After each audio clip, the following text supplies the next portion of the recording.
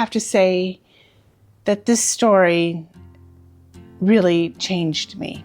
Researching Fannie Lou Hamer didn't just teach me more about the civil rights movement, but it rewired something in me. It certainly deepened my understanding of Black history, but also of my own place in the world.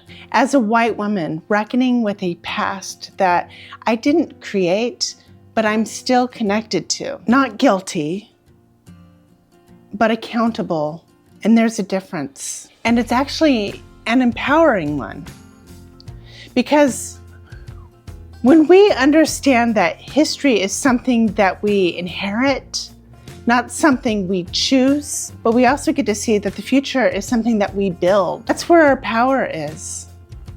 Our ancestors didn't all march or legislate or fight. Some just stood by. Many were scared. Some were trying to just survive. Some convinced themselves that it just wasn't their fight. And yes, so many looked away, but we don't have to. We can look straight at the truth, no matter how heavy, and choose to do better. It's not shame.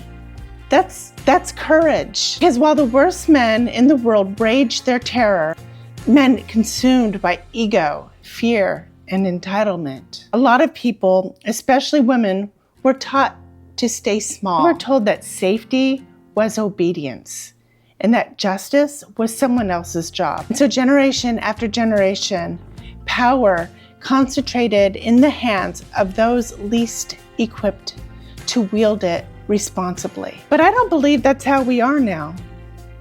We are stronger, more awake, more willing to stand up even if it costs us. And that's why I'm telling the story, not to punish the past, but to plant something better in the present. Because the consequences of silence were devastating. Just look at what happened to Emtt Till.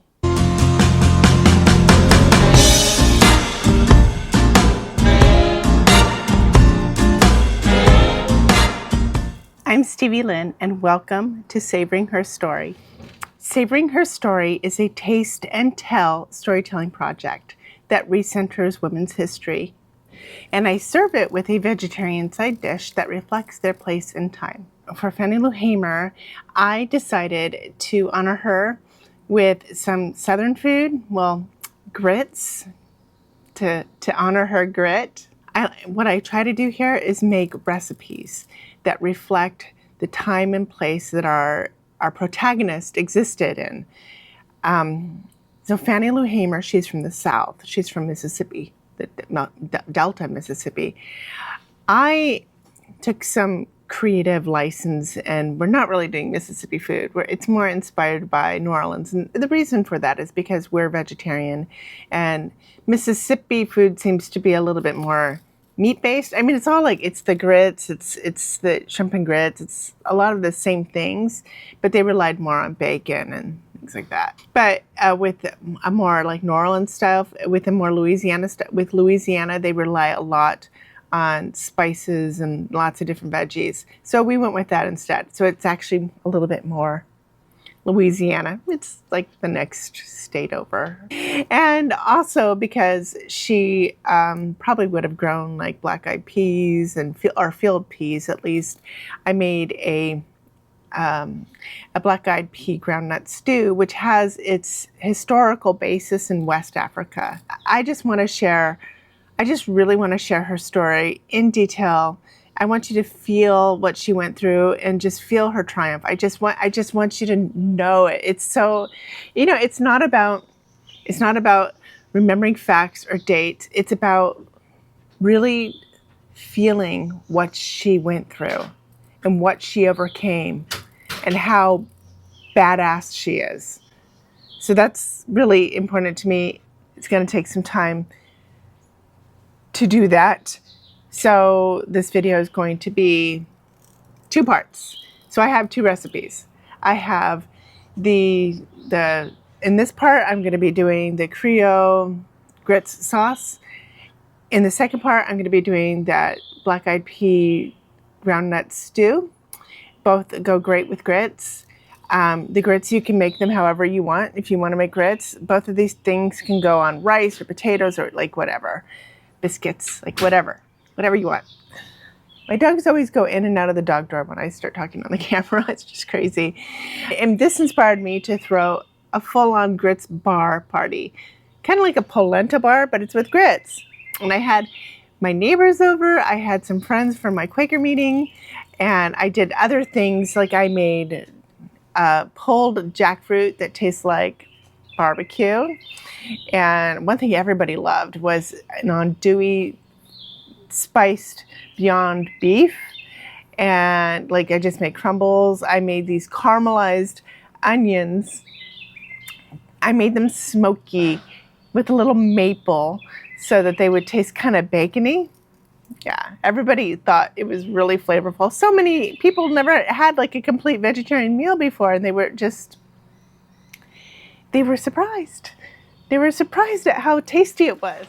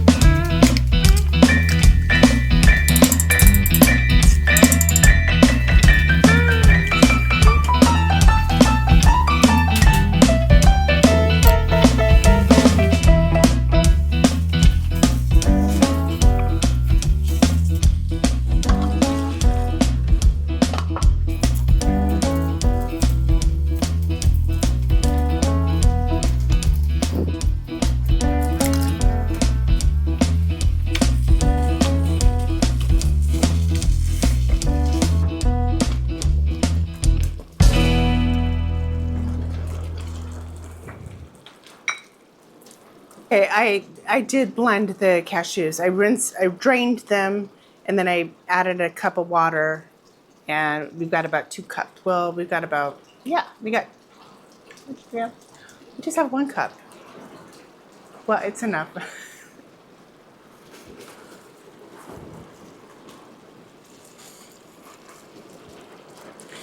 You can't, it's okay to boil cashew cream like you could do. It doesn't curdle and stuff. It doesn't get burnt like milk products do. That looks so good. I'm putting just a little bit in here. We have guests who don't like hot things, so we don't want to go overboard. Just a pinch.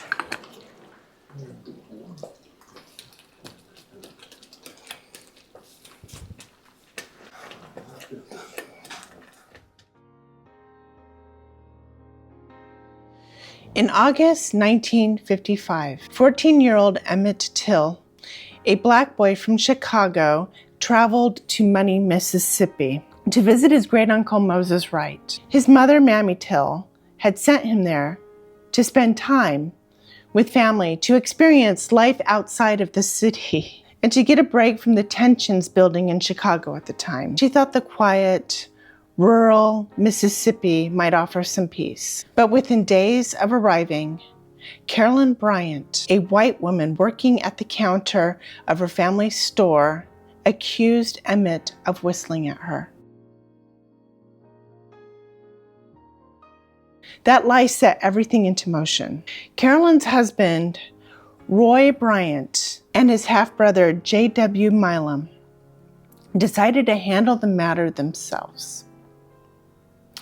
On the night of August 28th, they drove to Moses Wright's house, pulled Emmet from his bed at gunpoint, and dragged him away.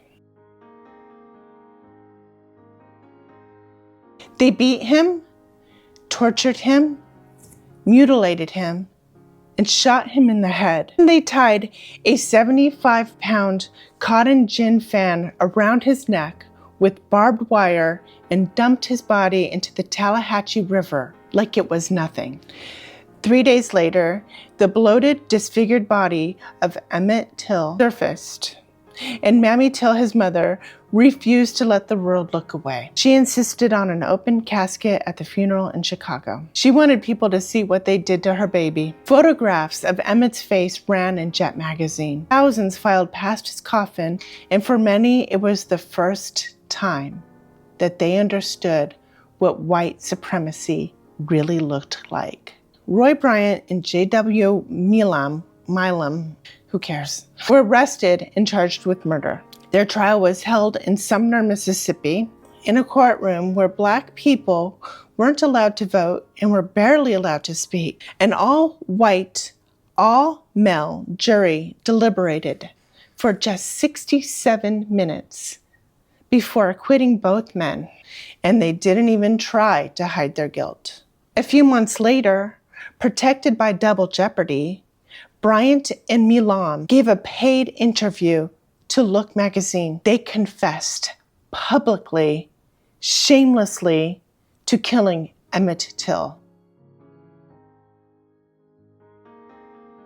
And they were never punished, not by the law, not by society.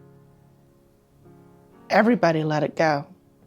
And get this, years later, Carolyn Bryant, whose lies sparked the whole thing, admitted that Emmet never touched her, never threatened her, never said anything out of line.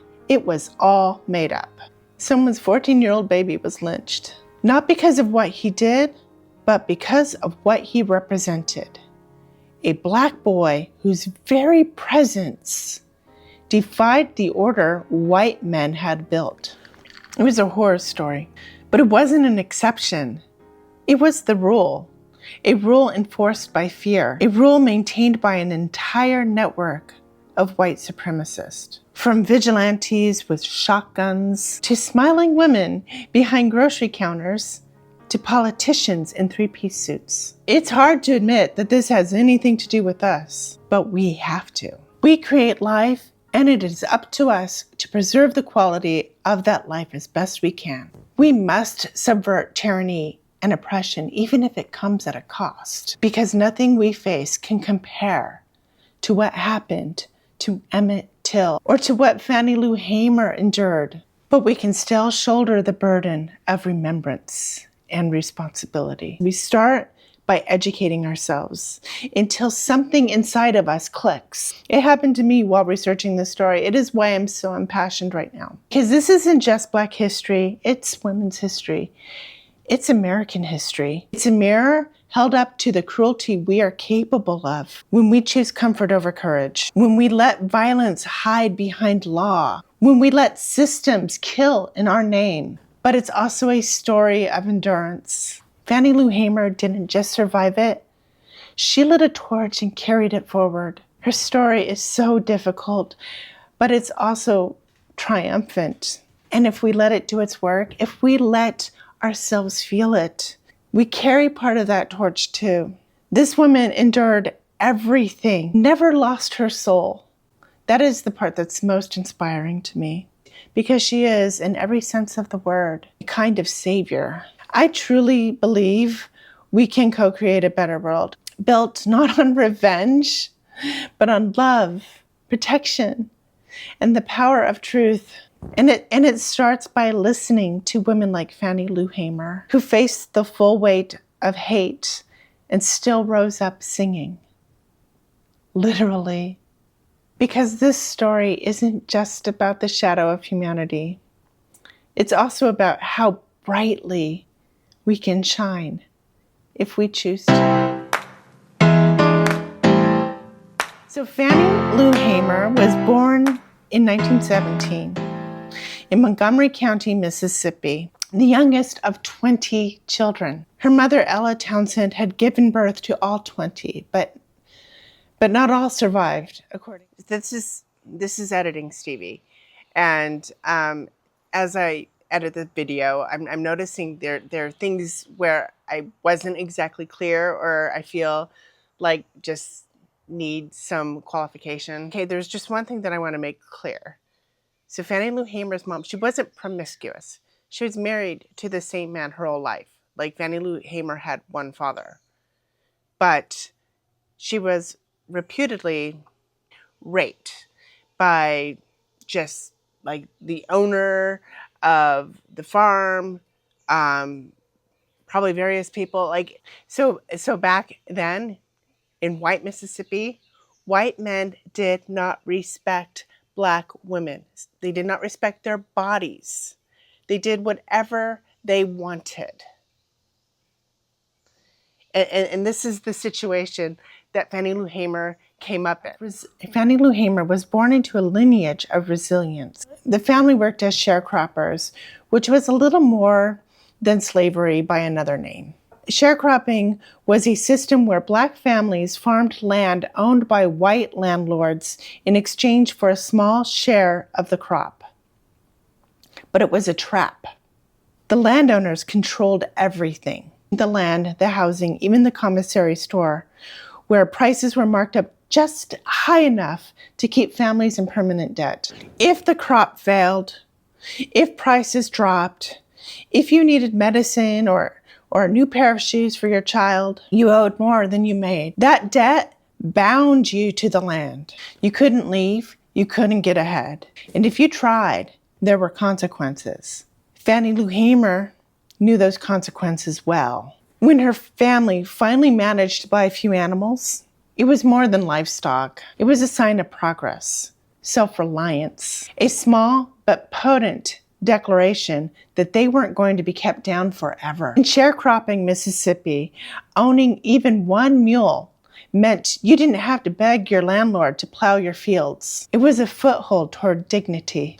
But in Jim Crow South, Black success was a threat, and it was punished. So, not long after acquiring the animals, a white stranger snuck onto their property in Sunflower County, Mississippi, and poured a toxic substance, Paris green, an insecticide containing arsenic, into the feeding troughs of their livestock. This act tragically killed all of their animals, including 3 mules and 2 cows. The poisoning was an act of racially motivated violence aimed at sabotaging her family's attempt to escape sharecropping and achieve financial independence. The family had saved diligently to acquire this livestock, and their loss was a significant setback. Fannie Lou herself never forgot this moment, where racism and food injustice collided to harm her family. She was only 12. Okay, I'm sorry this is graphic, but I just want you to know like what she went through. So the animals began to suffer visibly. Their bellies bloating, their eyes rolling, bodies twisting in pain. There was nothing that the family could do but watch. They didn't just lose animals, which the children loved. They lost an investment, a symbol of freedom, a source of food, their dignity. They lost what little margin they had carved out in a rigged system. The message was clear. stay in your place. For a Black family in Mississippi to build toward independence was to invite violence, not just from the law or from vigilantes, but from the very community around them. White neighbors who were offended by their equality. Hamer never forgot what it felt like to see those animals die.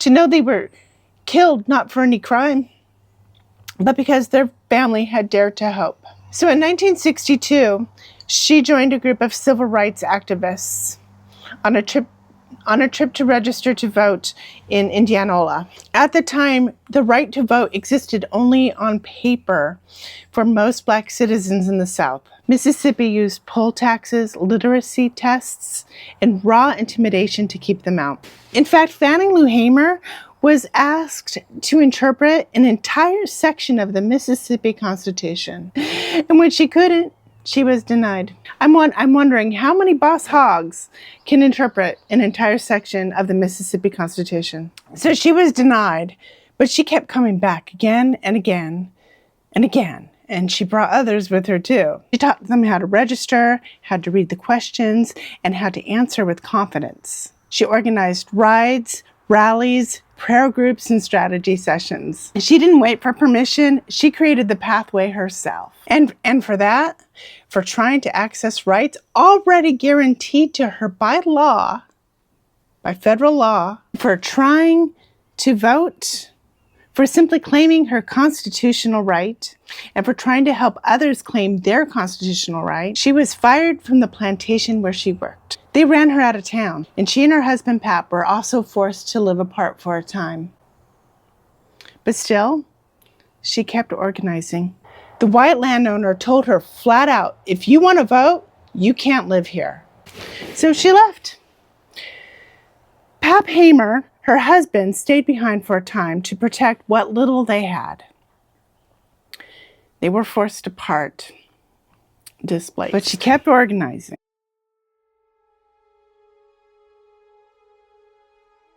The Mississippi Appendecttomy. Fannie Lou Hamer married Perry Pap Hamer in 1944. He was known as Pap. They met on a plantation where they both worked. He was one of the few people she trusted completely. They dreamed together a house of their own, a garden, a few kids, a quiet life. But year after year, no pregnancy came. In 1961, she went into the hospital for a routine surgery, a minor procedure to remove a small uterine tumor. But while she was under anesthesia, the white doctor performed a hysterectomy. He sterilized her without her consent, without her knowledge, without reason.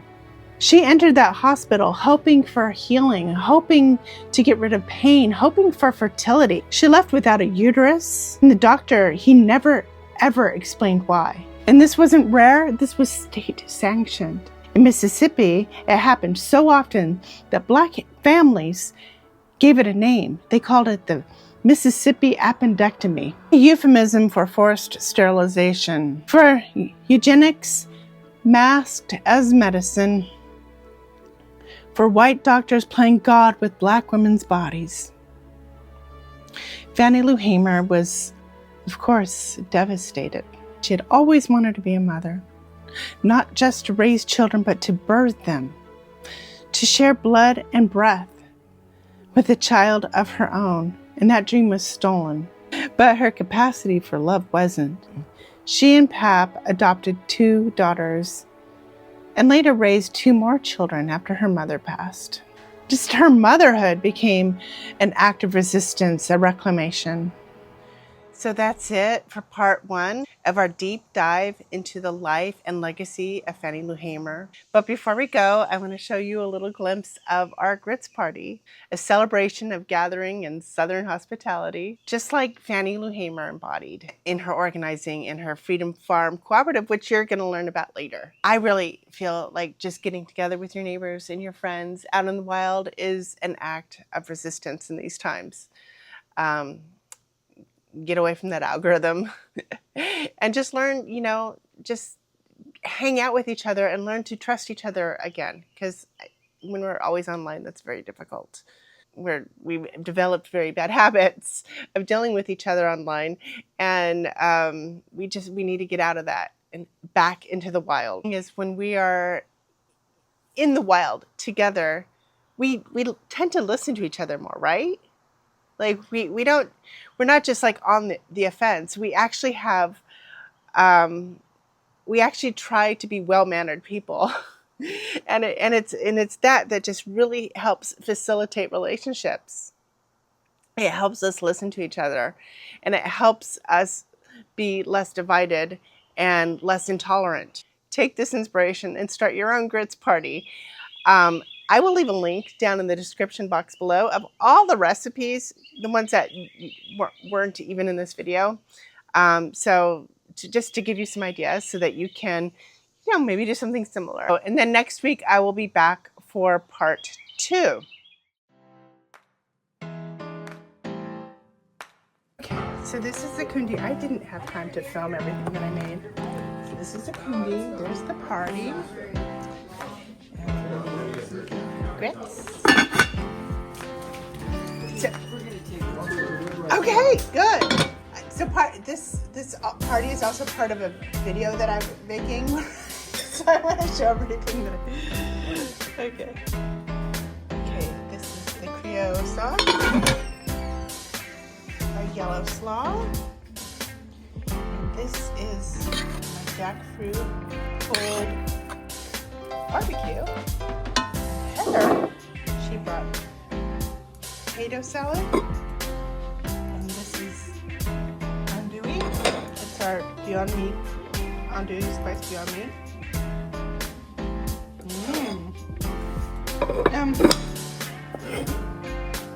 And this is bacony,